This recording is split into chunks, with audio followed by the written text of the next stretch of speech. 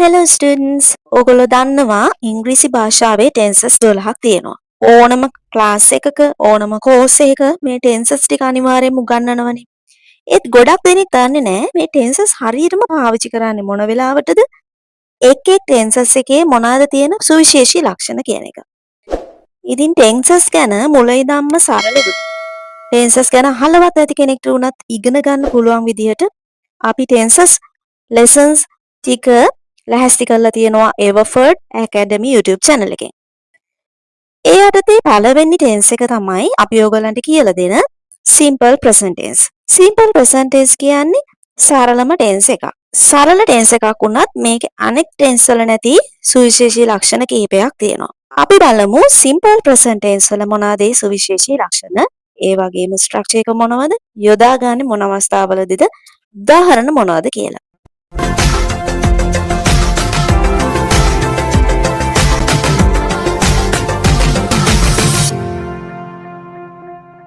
simple present tense වාක්‍යයක් ලියන්න ගියාම අපිට මූලික වශයෙන් ව්‍යුහ දෙකකට වෙන් කරලා ලියන්න පුළුවන්. පළවෙනි එක තමයි මුලින්ම දානවා subject එක. ඕගොල්ලෝ දන්නවා වාක්‍යයක කොටස් කිහිපයක් තියෙනවා subject, verb, object, complement, adverbial. මේ විදිහට කොටස් පහක් විතර තියෙනවා වාක්‍යයක. මුලින්ම දාන්නේ අපි subject එක. ඊළඟට අපි දානවා be verb එක. සමහර වාක්‍යවල be verb එකක් යෙදෙනවා, සමහර වාක්‍යවල ප්‍රධාන ක්‍රියාපදයක් යෙදෙනවා. be verb එකක් යෙදෙන වාක්‍යවල subject එකෙන් පස්සේ යොදන්නේ be verb එක. ඊට පස්සේ අපි දාන්නේ complement එක. complement එක කියන්නේ be verb එකෙන් පස්සේ යෙදෙන වාක්‍යයේ අර්ථයට අත්‍යවශ්‍ය වෙන අනිත් කොටස. complement එක නැතුව වාක්‍ය සම්පූර්ණ වෙන්නේ නැහැ. ඒ නිසා තමයි අපි ඒකට complement කියලා කියන්නේ. simple present tense වල be verbs විදියට ගන්නේ am, is, are. be verbs කියන්නේ මොනවද කියලා කෙනෙක්ට ප්‍රශ්නයක් වෙන්න පුළුවන්. be verb එකක් කියන්නේ be කියන ක්‍රියාපදයේ තේරුමට සමාන තේරුම් තියෙන අනෙකුත් ක්‍රියාපද. be කියන ක්‍රියාපදයේ තේරුම තමයි ඉන්නවා, වෙනවා. මේ තේරුමම තියෙන තව වචන සෙට් එකක් තියෙනවා ඉංග්‍රීසි භාෂාවේ. ඒවට කියනවා අපි be verbs කියලා. simple present tense වලට අදාළ be verbs තුනක් තියෙනවා. ඒ තමයි am, is, are. simple present tense වාක්‍යයක් කියන්න පුළුවන් දෙවනි විදිහ තමයි මුලින්ම subject එක ලියනවා, ඊළඟට ප්‍රධාන ක්‍රියාපදය යොදනවා. ඒ කියන්නේ be verb එකක් නොවන අනෙකුත් ක්‍රියාපද. ඒවා අපි කියනවා main verbs කියලා. ඊළඟට දානවා object එක. එහෙම නැත්නම් complement එක. object එකක් තියෙද්දි complement එකක් දෙන්නත් පුළුවන්, object එකක් නැතුව complement එකක් දෙන්නත් පුළුවන්. ඊළඟට adverbial එකක් තියෙනවා නම් adverbial එක. මෙන්න මේ රටා දෙකට තමයි ඕගොල්ලන්ට simple present tense වාක්‍යයක් ලියන්න වෙන්නේ. අපි බලමු examples එක කොහොමද මේව ලියන්නේ කියලා. මම ඕගොල්ලන්ට කලින් කිව්වා simple present tense වාක්‍ය රටාවේදී සුවිශේෂී ලක්ෂණ කිහිපයක් තියෙනවා කියලා. පළවෙනි සුවිශේෂී ලක්ෂණය තමයි simple present tense වාක්‍යයක subject එක ඒක වචන නම් verb එක ඒක වචන වෙන්න ඕනේ. subject එක බහුවචන නම් verb එක බහුවචන වෙන්න ඕනේ. ඒ කියන්නේ subject එකේ ඒක වචන බහුවචන ස්වරූපය අනුව verb එකේ ඒක වචන බහුවචන ස්වරූපය වෙනස් වෙනවා. උදාහරණයක් විදිහට she කියන subject එක ඒක වචනයි. singular. එහෙනම් ක්‍රියාපදය අපි ඒක වචනෙන් තියන්න ඕනේ. උදාහරණයක් විදිහට අපි ගමු go කියලා. go කියන එක අපි sheත් එක්ක go කියලා දාන්නේ නැහැ. simple present tense වලදී she එක දාන්නේ goes කියලා. goes කියන්නේ go කියන ක්‍රියාපදයේ ඒක වචන ස්වරූපය. මම වෙනම lesson එකක් කරන ඕගොල්ලන්ට ක්‍රියාපද සම්බන්ධයෙන් කොහොමද ක්‍රියාපද වර්ග කරන්නේ? ඒක වචන බහුවචන ක්‍රියාපද කියන්නේ මොනවද? මේ හැම දෙයක්ම ඔයගොල්ලන්ට examples එකම ඉදිරියට අරගෙන එනවා. සාමාන්‍යයෙන් ඕනම ක්‍රියාපදයක මූලික ස්වරූපය බහුවචන. go, eat, teach, run, come, cry මේ හැම එකක්ම බහුවචන. simple present tense වලදී අපිට මේ බහුවචන ක්‍රියාපද ඒක වචන කරගන්න ඕන වෙනවා. ඒක වචන කරගන්නකොට ගොඩක් වෙලාවට අපි කරන්නේ බහුවචන ක්‍රියාපදයේ අගට s දානවා. ගොඩක් වෙලාවට s දාලා අපිට ක්‍රියාපදේ ඒක වචන කරගන්න පුළුවන්. සමහර වෙලාවට අපිට es දාන්න වෙනවා. තවත් සමහර ක්‍රියාපදවලදී ies දාන්න වෙනවා. ඒ විදිහට විවිධාකාර ක්‍රම තියෙනවා බහුවචන ක්‍රියාපදයක් ඒක වචන කරගන්න. ඒක වචන subject විදිහට ගන්න පුළුවන් she, it, he, she, Nimal, teacher මේ හැම එකක්ම ඒක වචන කතෘ විදියට ගන්න පුළුවන් පද. she කියන්නේ ඇය, it කියන්නේ ඌ, he කියන්නේ ඔහු, නිමල් teacher. ඒවත් ඒක වචන subject. ඒතර අපි examples ක්‍රියාපද ටිකක් ගමු මේකට. she කියන එකත් එක්ක go කියන එක එන්නේ නැහැ. goes කියලා එන්නේ. cry කියලා එන්නේ නැහැ. cry කියනකොට y අයින් කළා ies යොදන්න පුළුවන් ඒක වචන කරගන්න. eat කියන එක eats වෙනවා. teach කියන එක teach වෙනවා. run කියන එක runs වෙනවා. come කියන එක comes වෙනවා. මෙන්න මේ විදිහට subject එක ඒක වචන නම් ක්‍රියාපදය ඒක වචන වෙනවා.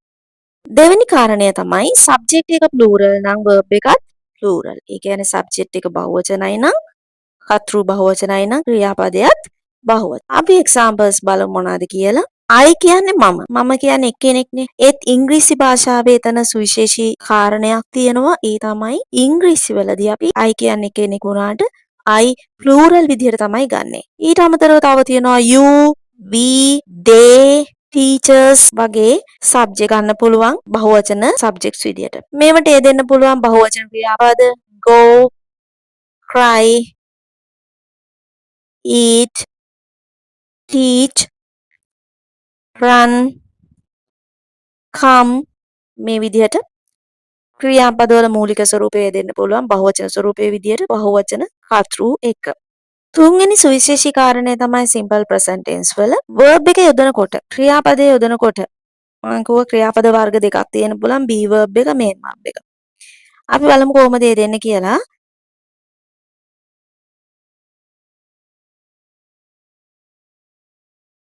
subject එක I නම් be verb එක විදිහට යෙදෙන්නේ am. subject එක I නම් be verb එක විදිහට යෙදෙන්නේ am. මම මේක මුලදී සඳහන් කළා.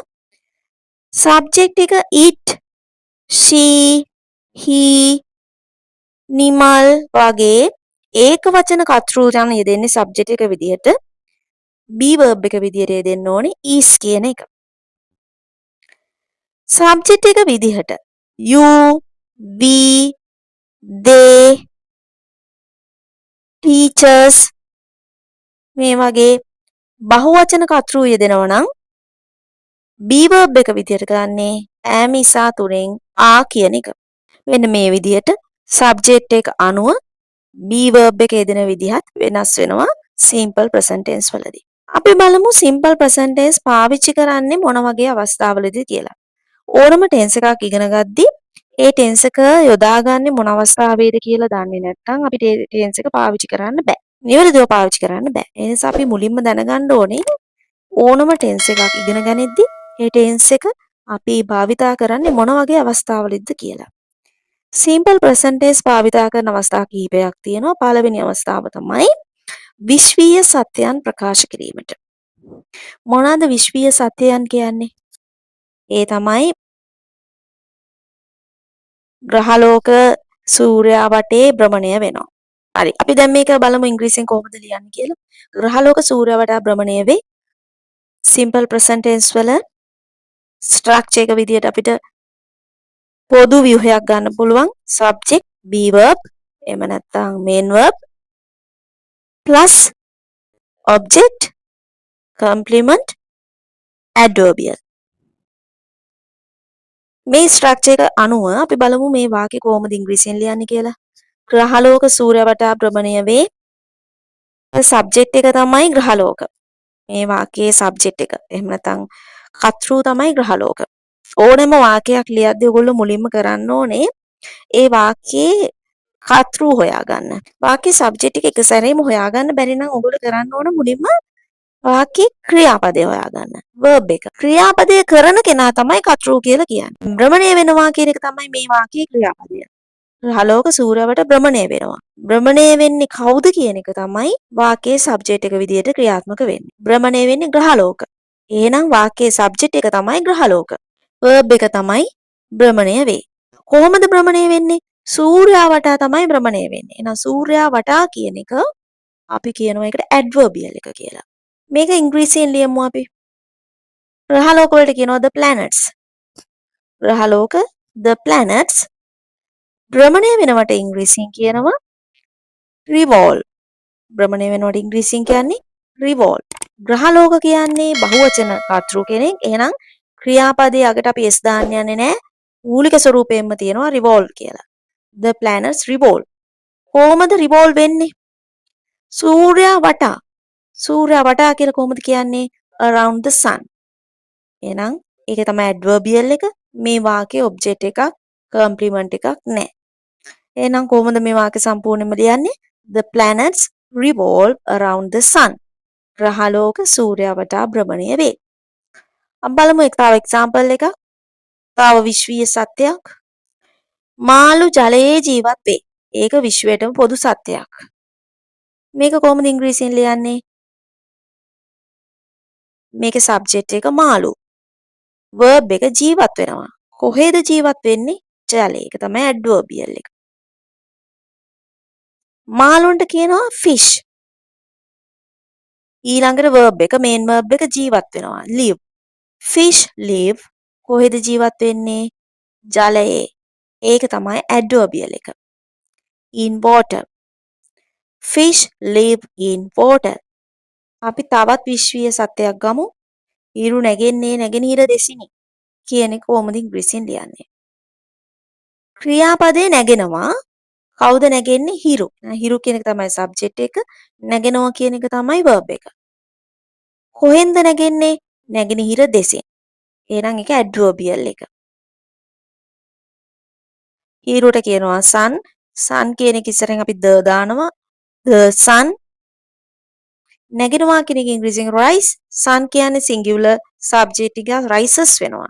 The sun rises නැගෙනහිර දෙසින් in the east. The sun rises in the east. ඊළඟ අවස්ථාව අපි simple present tense පාවිච්චි කරන ඒ තමයි පුරුද්දක් විනෝදාංශයක් දෛනික සිදුවීමක් ප්‍රකාශ කරන්නත් අපි ගන්නෙ simple present tense වාක්‍ය රටාව. මොනවාද අපේ පුරුදු? මොනවාද අපේ විනෝදාංශ? මොනවාද අපට සිදුවන දෛනික සිදුවීම්? අපි එක්සැම්පල් එකක් බලමු. මම හැමදාම උදේ 5ට නැගිටිනවා. මේක කොහොමද ඉංග්‍රීසියෙන් ලියන්නේ? නැගිටිනවා කියන එක තමයි ක්‍රියාපදය. කවුද නැගිටින්නේ? මම. මම කියන එක තමයි සබ්ජෙක්ට් එක. I. නැගිටිනවා කියන්නේ ක්‍රියාපදය verb එක. නැගිටිනවට ඉංග්‍රීසියෙන් කියනවා get up. I get up. කොහොමද නැගිටින්නේ කීයටද? උදේ 5ට හැමදාම. ඒවට අපි කියනවා adverbial. හැමදාම කියන්නේ adverbial of frequency. සංඛ්‍යාතය හඳුන්වන adverbial එක. උදේ 5ට කියන්නේ time එක හඳුන්වන adverbial එක. ඉතින් ඕගොල්ලන්ට මේ දෙක මාරු කරලා වුණත් දාන්න පුළුවන්. හැමදාම කියන එකට ඉංග්‍රීසියෙන් කියන්නේ every day. උදේ 5ට at 5 o'clock. I get up every day at 5 o'clock. අන්න ඒ විදිහට ඒ වාක්‍යය ලියන්න පුළුවන්. තව එක්සැම්පල් එකක් බලමු. මගේ තාත්තා නිතරම කෝපි බොනවා. බොනවා කියන එක තමයි verb එක. බොන්නේ කවුද? මගේ තාත්තා. My father. ඒක තමයි subject එක.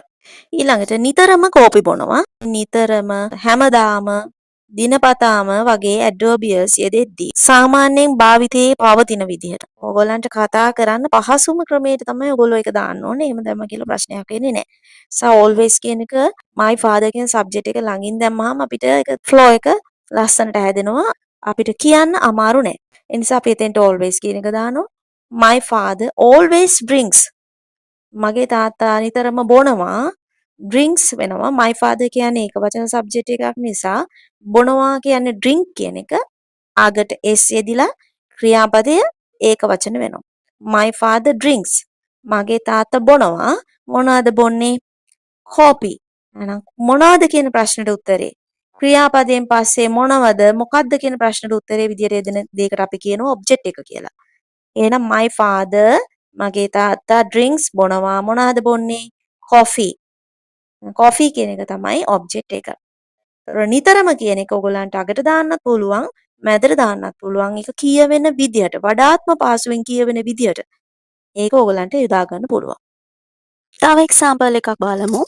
ඇය හැම උදෑසනකම ව්‍යායාම කරනවා.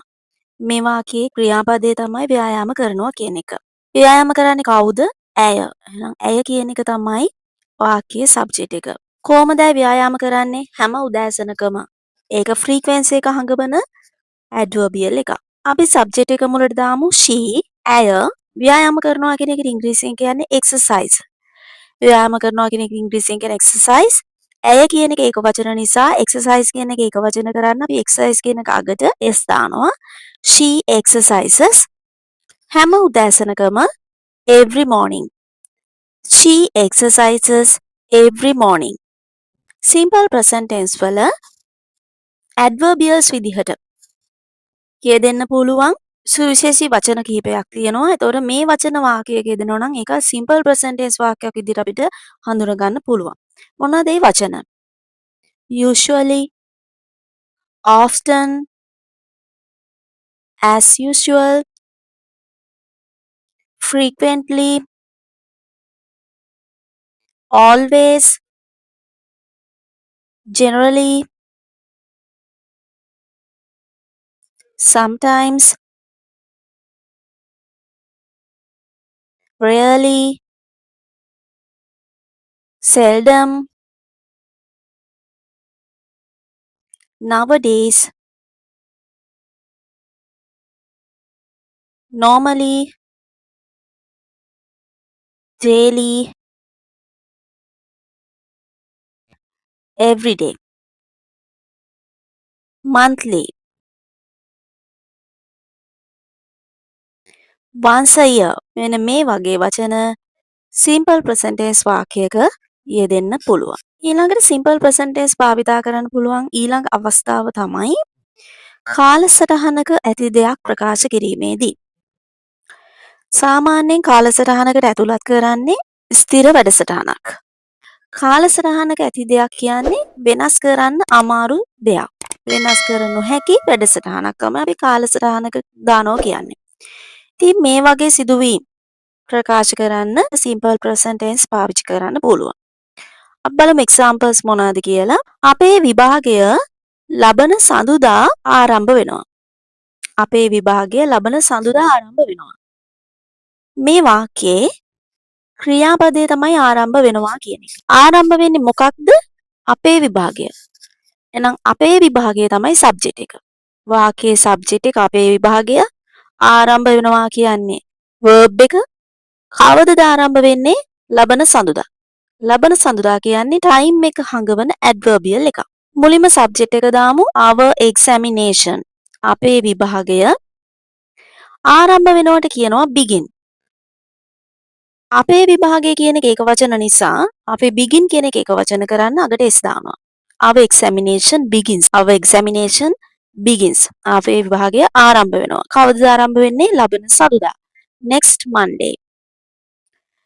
Our examination begins next Monday. අපි බලමු ඊළඟ වාක්‍ය. විශ්වවිද්‍යාලයේ ජුනි මාසයේදී නැවත විවෘත වෙනවා. මේ වාක්‍යයේ ක්‍රියාපදය තමයි නැවත විවෘත වෙනවා කියන එක. නැවත විවෘත වෙන්නේ මොකක්ද? විශ්වවිද්‍යාලය. එහෙනම් විශ්වවිද්‍යාලය තමයි subject එක. subject එක විශ්වවිද්‍යාලය, verb එක නැවත විවෘත වෙනවා කියන එක. adverbial එකක් යෙදෙනවා ජුනි මාසයේදී. time එක හඟවන adverbial එකක්. අපි මේ වාක්‍යය ඉංග්‍රීසියෙන් ලියමු. මුලින්ම subject එක විශ්වවිද්‍යාලය කියන එක the university. The university නැවත විවෘත වෙනවට කියනවා reopen. reopen කියන එක අගට s දානවා අපි university කියන එක ඒක වචන නිසා. The university reopens ජුනි මාසයේදී නම් in June. මාසයක් යොදනකොට වාක්‍යයක මාසයේ ඉදිරියෙන් අපි in කියන එක තමයි දාන්නේ preposition එක විදියට. එහෙනම් the university reopens in June. ඊළඟ example එකත් බලමු. දේශනය පෙරපුරු 10ට ආරම්භ වේ. මේක කොහොමද ඉංග්‍රීසියෙන් ලියන්නේ? ආරම්භ වෙනවා කියන එක තමයි verb එක. ආරම්භ වෙන්නේ මොකක්ද? දේශනය. ආරම්භ වෙන්නේ දේශනය නම් දේශනය කියන එක තමයි subject එක. ආරම්භ වෙනවා කියන එක තමයි verb එක. ආරම්භ වෙන්නේ කීයටද? time එක හඟවන adverbial එකක් තියෙනවා පෙරපුරු 10ට කියලා. අපි බලමු ඉංග්‍රීසියෙන් ලියන විදිය. subject එක the lecture ආරම්භ වෙනවා begin. begin කියන එක අගට s දාන්න ඕනේ. ඒක වචන කරන්න. මොකද the lecture කියන එක subject එක ඒක වචන වෙන නිසා. The lecture begins පෙරවරු 10ට at 10 am. පෙරවරු 10ට at 10 am. The lecture begins at 10 am. අපි බලමු simple present tense පාවිච්චි කරන්න පුළුවන් ඊළඟ අවස්ථාව. ඒ තමයි හැඟීම්, සිතුවිලි හා අදහස් ප්‍රකාශ කිරීමේදී අපිට දැනෙන දෙයක්, අපි කැමති දෙයක්, අපේ අදහසක්, අපේ සිතුවිල්ලක් ප්‍රකාශ කරන්නේ සිම්පල් ප්‍රසන්ට් ටෙන්ස් වාක්‍ය රටාවෙන්. එක්සැම්පල් එකක් බලමු. මම ඔබව විශ්වාස කරනවා. මම ඔබ විශ්වාස කරනවා කියන එක මගේ අදහසක්. එහෙම නැත්නම් මගේ හැඟීමක්. මේක මම කියන්නේ සබ්ජෙක්ට් එක. විශ්වාස කරනවා කියන්නේ verb එක. මම කාවද විශ්වාස කරන්නේ? ඔබව. ඒක තමයි ඔබ්ජෙක්ට් එක. සබ්ජෙක්ට් එක I විශ්වාස කරනවා believe, I believe. කාවද විශ්වාස කරන්නේ? ඔබව. You. I believe you. මේ වාගේ believe කියන එක ක්‍රියාපදය ඒක plural ස්වරූපයෙන්ම තමයි තියන්නේ. අගට s දාන්නේ එහෙම කරන්නේ නැහැ. මොකද I කියන්නේ plural වෙන නිසා. ඊළඟ එක්සැම්පල් එක බලමු. මම කෝපි වලට කැමතියි. ඒක මගේ හැඟීමක්. මම කෝපි වලට කැමතියි. මේ වාක්‍යයේ සබ්ජෙක්ට් එක මම. verb එක කැමතියි කියන එක. මම මොනවටද කැමති? කෝෆි වලට. එහෙනම් ඒක තමයි කෝපි කියන එක තමයි ඔබ්ජෙක්ට් එක. මම කියන්නේ I කැමති like මොනවටද? coffee වලට. I like coffee. I like coffee. ඊළඟ අවස්ථාව බලමු අපි simple present tense පාවිච්චි කරන්න පුළුවන් මොන වගේ අවස්ථාවකද කියන එක. උපදෙස් විධාන වට්ටෝරු සඳහන් කිරීමට. උපදෙස් විධාන වට්ටෝරු සඳහන් කිරීමේදී අපි පාවිච්චි කරන්නේ simple present tense වාක්‍ය රටාව. එක්සැම්පල් එකක් බලමු. මහන්සි වෙලා වැඩ කරන්න. මේක උපදෙසක් විදිහට ගන්න පුළුවන්. මහන්සි වෙලා වැඩ කරන්න. මේ වාක්‍යය ලියනකොට අපි සබ්ජෙක්ට් එකක් යොදන්නේ නැහැ. අපි කාට හරි විධානයක්, උපදේශයක් සඳහන් කරනකොට සබ්ජෙක්ට් එක සාමාන්‍යයෙන් සඳහන් කරන්නේ නැහැ. කතුරු සඳහන් කරන්නේ නැහැ. verb එක සහ ඊටු ටික තමයි පාවිච්චි කරන්නේ. මහන්සි වෙලා වැඩ කරන්න කියන එකේ වැඩ කරන්න කියන එක තමයි verb එක. මේ වාක්‍යයේ සබ්ජෙක්ට් එකක් නැහැ. මහන්සි වෙලා තමයි වැඩ කරන්න කියන්නේ ඒක adverbial එකක්. ඒ කියන්නේ manner එක. වැඩ කරන්න කොහොමද වැඩ කරන්නේ? මහන්සි වෙලා. ඒතර adverbial එකක් විදිහට යෙදෙන්න පුළුවන් කිසියම් කාලයක්, ස්ථානයක්, සංඛ්‍යාතයක්, manner එකක්. කිසියම් දෙයක් කරන විදිහක් හඳුන්වන වචන අපි කියනවා adverbials කියලා. එහෙනම් වැඩ කරන්න කොහොමද? මහන්සි වෙලා. ඒතර සබ්ජෙක්ට් එකක් දෙන්නේ නැහැ. අපි verb එකෙන් පටන් ගන්න ඕනි. වැඩ කරන්න කියන්නේ work. කොහොමද වැඩ කරන්න ඕනේ? මහන්සි වෙලා. ඒක තමයි adverbial එක verb එකෙන් පස්සේ. work hard. ඊළඟ එක්සැම්පල් එක පිළිවෙලට ලියන්න. ඒකත් උපදේශක් විදියට ගන්න පුළුවන්. විධානයක් විදියට යන්න පුළුවන්. ලියන්න කියන එක තමයි verb එක. කොහොමද ලියන්නේ? මොන විදියටද ලියන්නේ? manner එක. විදිහ. manner එක කියන්නේ විදිහ. ඒකට ඒක තමයි adverbial එක පිළිවෙලට. ලියන්න කියන්නේ write පිළිවෙලට neatly. write neatly. ඊළඟ එක්සැම්පල් එක අපි කිසියම් රෙසිපි එකක් සඳහන් කරනකොට කියනවනේ ලුණු හා ගම්මිරිස් එකතු කරන්න. මෙතෙන්දිත් අපි සබ්ජෙක්ට් එකක් සඳහන් කරන්නේ නැහැ. ඔබ ලුණු හා ගම්මිරිස් එකතු කරන්න. එහෙම කියන්නේ නැහැ. කියන්නේ ලුණු හා ගම්මිරිස් එකතු කරන්න. ඒතර මේ වාක්‍යයේ ක්‍රියාපදේ තමයි එකතු කරන්න. මොනවද එකතු කරන්න කියන්නේ? ලුණු හා ගම්මිරිස්. එහෙනම් එකතු කරන්න කියන්නේ verb එක. එකතු කරන්නේ මොනවද කියන එක තමයි object එක. ලුණු හා ගම්මිරිස් කියන එක තමයි object එක. එකතු කරනවා කියන එක ඉස්සෙල්ලම ලියන්න ඕනි add ඊළඟට object එක salt and pepper.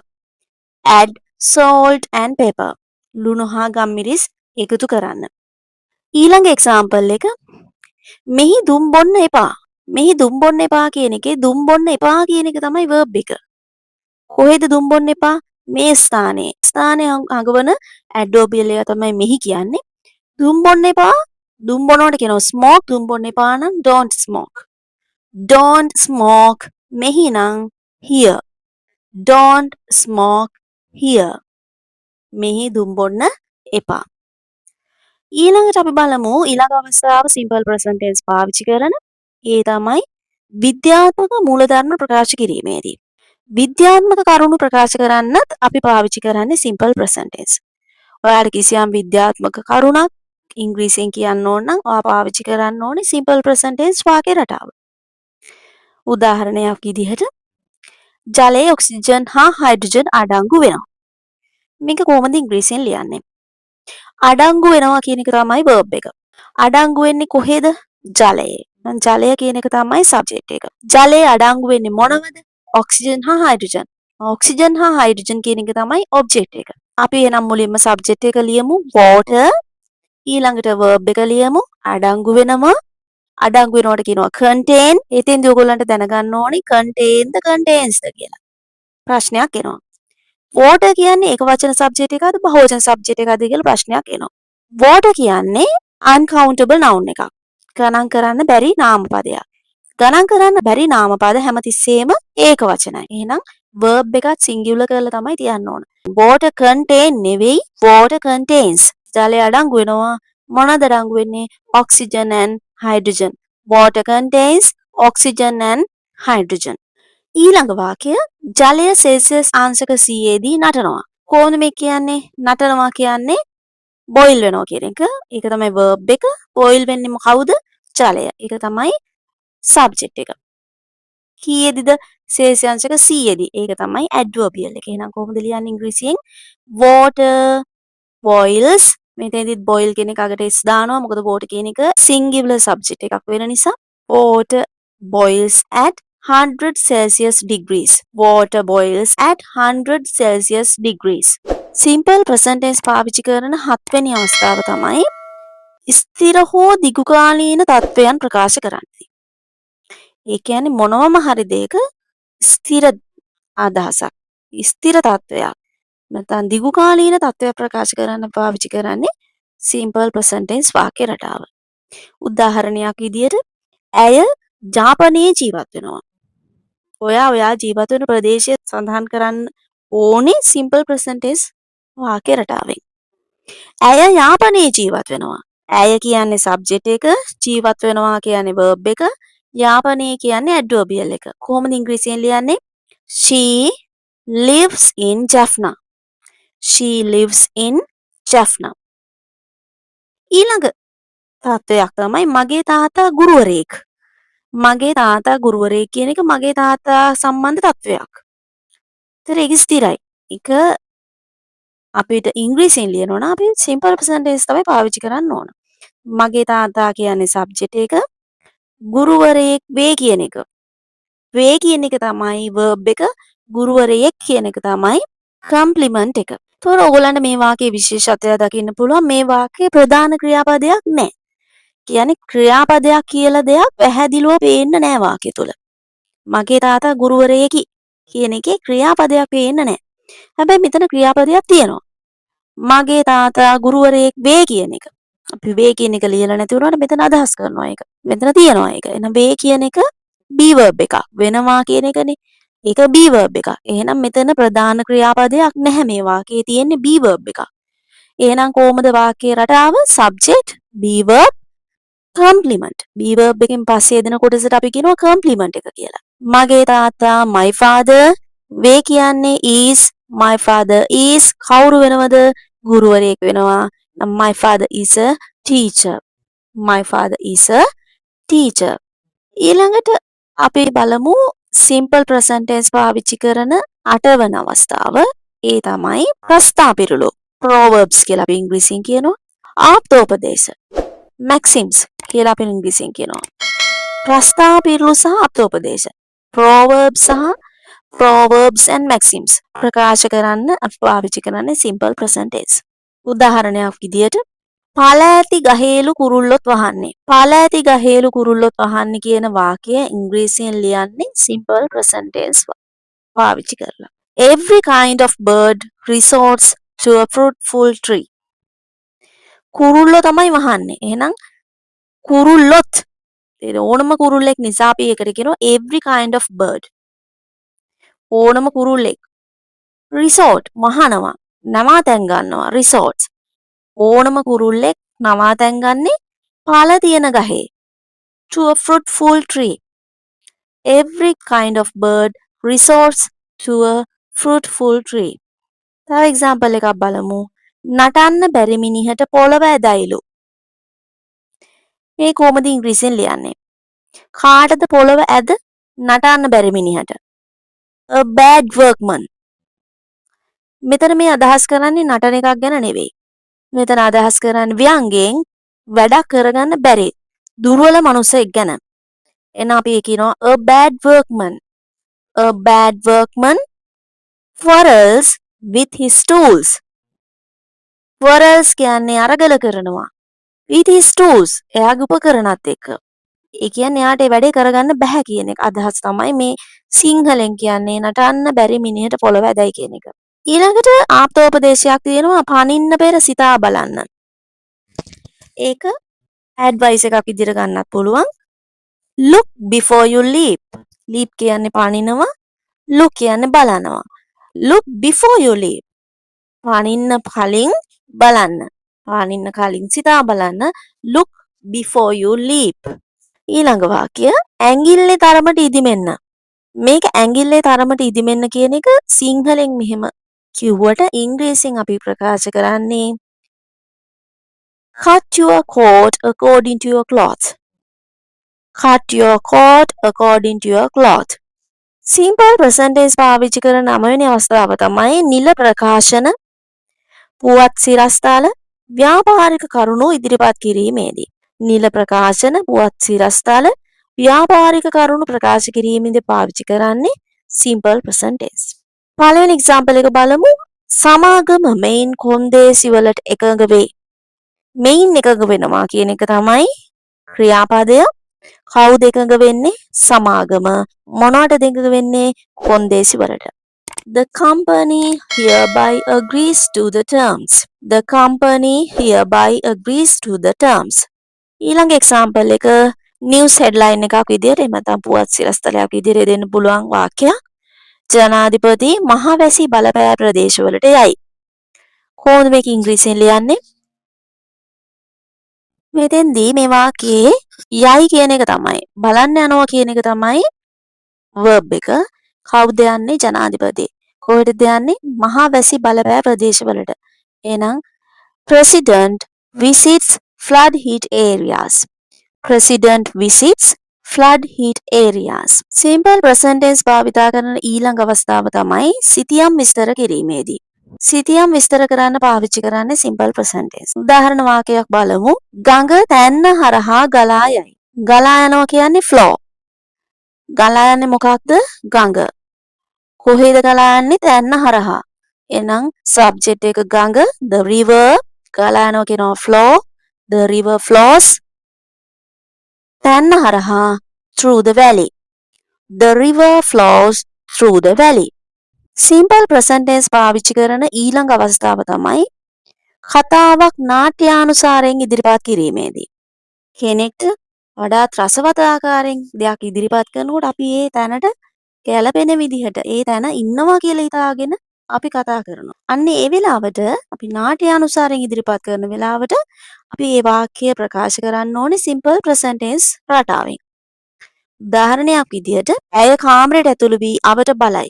කතෘ තමයි ඇය. ඇය මොකද කරන්නේ?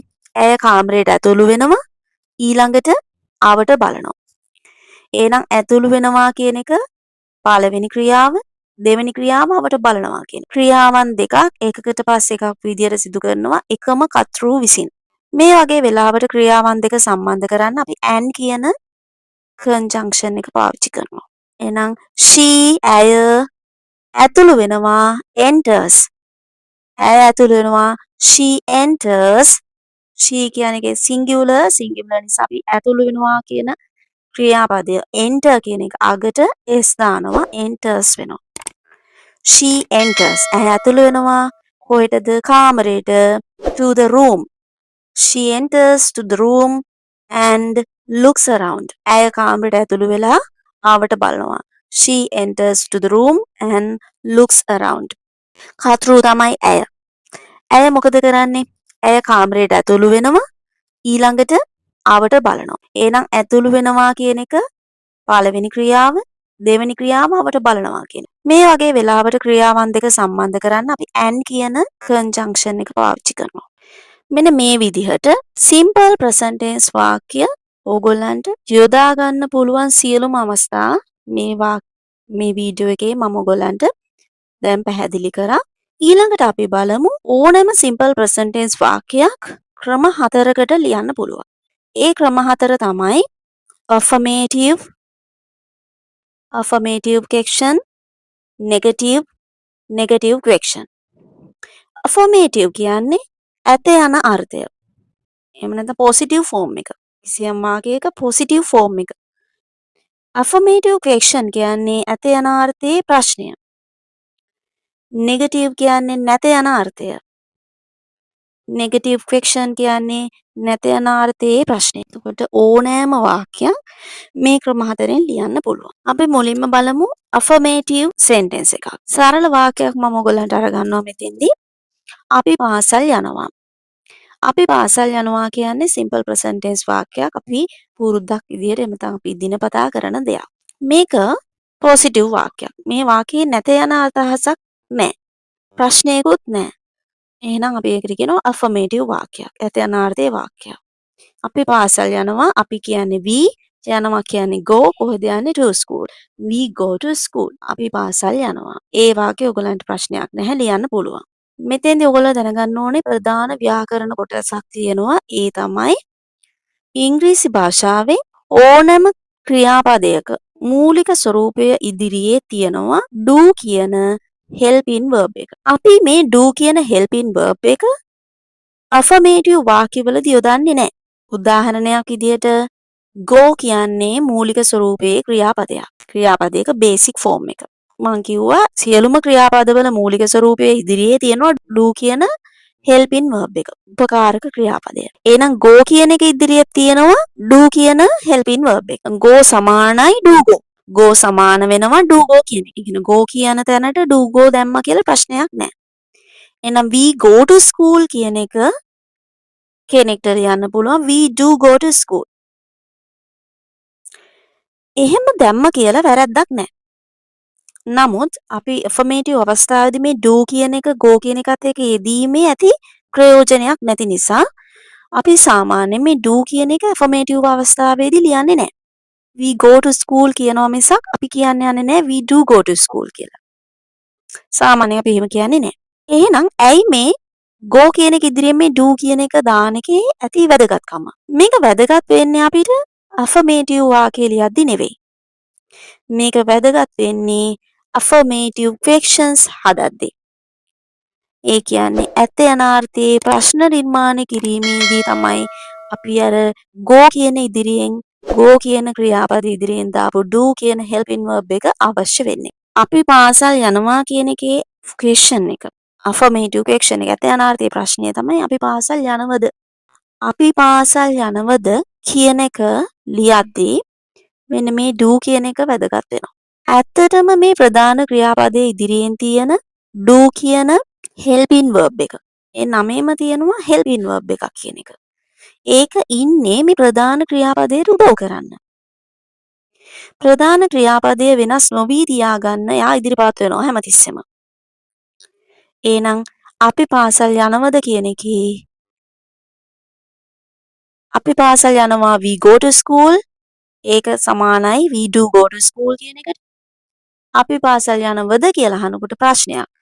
ප්‍රශ්නයක් නිර්මාණය කිරීමේදී ඕගොල්ලෝ කරන්න ඕනේ helping verb එක subject එකෙන් මුලට ගන්න එක.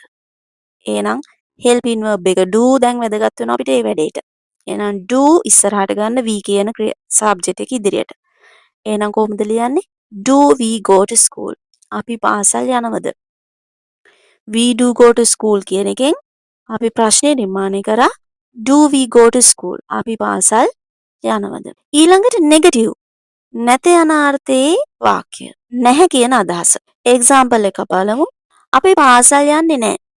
අපි පාසල් යන්නේ නැහැ කියලා කොහොමද ඉංග්‍රීසියෙන් ලියන්නේ? කලින් මම කිව්වා ඔයගලන්ට ඕනෑම ක්‍රියාපදයක මූලික ස්වරූපය ඉදිරියේ do කියන helping verb එක තියෙනවා කියලා. හැබැයි ඒක affirmative අවස්ථාවේදී ඕන වෙන්නේ නැහැ. ඒක ඕන වෙන්නේ ප්‍රශ්නයක් හදද්දී එහෙම නැත්නම් negative form එකේ වාක්‍යයක් නිර්මාණය කරද්දී. නැත යන අර්ථයේ වාක්‍යයක් හදද්දී. එතකොට අපි පාසල් යන්නේ නැහැ කියන එක නැත යන අර්ථයේ වාක්‍යයක්. එහෙනම් go කියන එක we do go to school කියන එකෙන් මේ වාක්‍ය නිර්මාණය කරන්න පුළුවන්. මේ do කියන helping verb එකට not දාන්න පුළුවන්.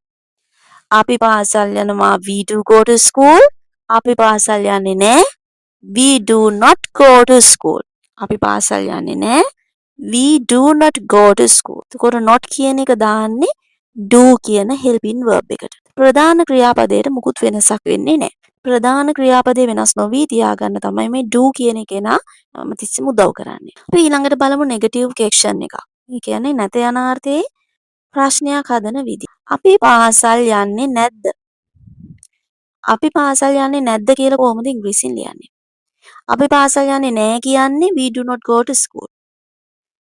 අපි පාසල් යන්නේ නැද්ද කියන්නේ ඒකේ ප්‍රශ්නය. මම ඔයගලන්ට කලිනුත් කිව්වා ප්‍රශ්නයක් හදද්දි helping verb එක subject එකේ මුලට ගන්න ඕනේ. helping verb එක නැත යනාර්ථයට හැරවිලා නම් ඒ නැත යනාර්ථයත් එක්කම තමයි මුලට ගන්න ඕනේ. අපි පාසල් යන්නේ නැහැ we do not go to school. ඒකේ helping verb එක do not. එහෙනම් අපි do not කියන එක we කියන එකෙන් මුලට ගන්නවා. ඒක ප්‍රශ්නය හදද්දි do not we go to school. අපි පාසල් යන්නේ නැද්ද? Do not we go to school. ඊළඟට මම ඔයගලන්ට කියලා දෙන්නේ simple present tense ඉගෙන ගද්දී ඔයගොල්ලෝ දැනගන්න ඕන තවත් සුවිශේෂී grammar point එකක්. මම ඔයගලන්ට කලින් කිව්වා ඕනම ක්‍රියාපදයක මූලික ස්වරූපයේ ඉදිරියෙන් අපිට do දාන්න පුළුවන්. ඒකට අපි කියනවා helping verb එක කියලා. go සමානයි do go. go කියන්නේ බහුවචන ක්‍රියාපදයක්. ඕනම ක්‍රියාපදයක මූලික ස්වරූපය තියෙන්නේ බහුවචනේ. go කියන්නේ බහුවචන ක්‍රියාපද. ඒ විදිහට do go කියන එකත් singular කරන්න පුළුවන්. මේක singular කරද්දී do go කියන එකකට අපි es do go කියන එක singular form වෙනස් වෙන්න ඉදිරිපත් වෙන්නේ helping verb එක. helping verb එක ඉන්නේ වෙනස් වෙන්න. එයා වෙනස් වෙන නිසා ප්‍රධාන ක්‍රියාපදයට වෙනස් වීමේ අවශ්‍යතාවයක් නැහැ. එයා ඒ විදිහටම ඉන්න පුළුවන්. do කියන එක වෙනස් වෙනවා singular විදිහට go කියන එක ඒ විදිහටම තියෙනවා. do කියන එක singular form එකට හදන්නේ does කියලා. අගට es දැම්මම අපි ඒක pronounce කරනවා does. does go. go සමානයි do go. go කියන එක goes වෙනවා singular කරද්දී. do go does go වෙනවා. එතකොට go කියන එක සමාන වෙනවා do go කියන එකට. goes කියන එක සමාන වෙනවා does go කියන එකට. තව example එකක් බලමු. help සමානයි do help. help කියන එක සමාන වෙනවා do help කියන එකට. help කියන එක singular කරද්දී අපි help කියන එක අගට s දානවා helps කියලා. do help කියන තැනදී do කියන උපකාර ක්‍රියාපදයේ තියෙන නිසා අපිට help කියන එක අගට s දාන අවශ්‍යතාවයක් නැහැ තෙන්දී do කියන එක ඉදිරිපත් වෙනවා වෙනස් වෙන්න ඒ වෙනුවට do කියන එක does වෙනවා. එහෙනම් help සමානයි do help. help සමානයි does help. ඒ විදිහට ඔයගලට ඕනම ක්‍රියාපදයක් ඒක වචන ස්වරූපයේදී singular කරගන්න පුළුවන්. අපි බලමු example වාක්‍යයක් කොහොමද මේකට දෙන්නේ කියලා. affirmative වාක්‍යයක් අපි බලමු මුලින්ම. අම්මා බතු වෙනවා. අම්මා බතු වෙනවා කියන එක ඉංග්‍රීසියෙන් ලියන්නේ කොහොමද? අම්මා තමයි subject එක. උයනවා කියන්නේ verb එක. අම්මා උයන්නේ මොනවද? බත්. බත් කියන එක තමයි object එක. අපි ඉංග්‍රීසියෙන් ලියමු mother cooks rice. mother කියන්නේ එක වචන subject එකක් නිසා cook කියන verb එක ඉදිරියෙන් අපි s දානවා. cooks වෙනවා. mother cooks rice වෙනවා. ඒක තමයි affirmative sentence එක. affirmative question එක. ඒතර mother cooks rice අම්මා බත් වෙනවා කියන එකේ ප්‍රශ්නය තමයි අම්මා බත් උයනවද කියන එක. මෙතන mother cooks rice කියන එක දිහා බලන්න. එතන affirmative වාක්‍යයේදී කොහෙවත් අපිට helping verb එකක් දකින්න නැහැ. helping verb එකක් තිබ්බනම් අපිට mother කියන එක ඉදිරියට ඒක අරගෙන අම්මා බත් උයනවද කියන ප්‍රශ්නය අහන්න තිබ්බා. හැබැයි මෙතන අපිට helping verb එකක් පේන්න නැහැ. පේන්න නැති වුණාට අපිට helping verb එකක් මෙතන නිර්මාණය කරගන්න පුළුවන්. cook සමානයි do cook. cook සමානයි does cook. එහෙනම් අපිට මේ cooks කියන එක වෙනුවට does cook කියන එක දාගන්න පුළුවන්. දැන් එතකොට මේ වාක්‍යයේ helping verb එකක් ඔයගලන්ට පේනවා does කියන එක. එහෙනම් මේ does කියන එක mother කියන එකෙන් ඉස්සරහට ගත්තම අපිට අම්මා බත් උයනවද කියන ප්‍රශ්නේ නිර්මාණය කරන්න පුළුවන්. does mother cook rice? does mother cook rice? අම්මා බත් උයනවද? ඊළඟට අපි බලමු නෙගටිව් වාක්‍යයක්. අම්මා බත් උයන්නේ නැහැ. අම්මා බත් උයන්නේ නැහැ කියන නෙගටිව් වාක්‍යයක්. නෙගටිව් වාක්‍ය ලියද්දි මම ඔයගලන්ට කලිනුත් කිව්වා උපකාර ක්‍රියාපදයට not දාන්න ඕනේ. ඕනෑම වාක්‍යයක් නෙගටිව් කරද්දී උපකාර ක්‍රියාපදයට not දාන්න ඕනේ. අපි යමු affirmative වාක්‍යයට නැවතත් mother cooks rice. උපකාර ක්‍රියාපදයට එක කියනවා නම් mother does cook rice. එහෙනම් අම්මා බත් උයන්නේ නැහැ නම් does කියන එකට not දාන්න mother does not cook rice. අම්මා බත් උයන්නේ නැහැ.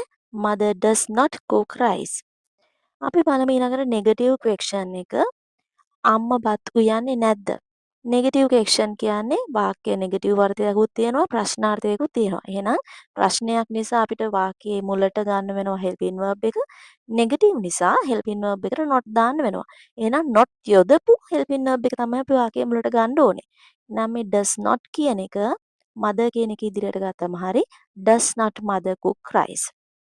අම්මා බත්තු යන්නේ නැද්ද? does not mother cook rice.